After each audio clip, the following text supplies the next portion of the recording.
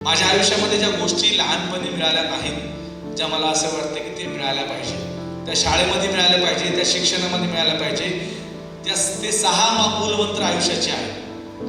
तुमच्या शाळेमध्ये ते मिळत असतील तर उत्तम आहे, जर मिळत नसेल तर ती तुम्ही स्वतः अवगत करावी, असं मला या निमित्ताने सांगायचं आहे.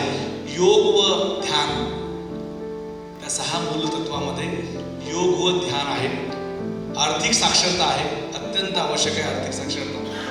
उद्योजकता, कौशल्य हे पण अत्यंत आवश्यक आहे. सृजनशील विचार हे अत्यंत आवश्यक आहे.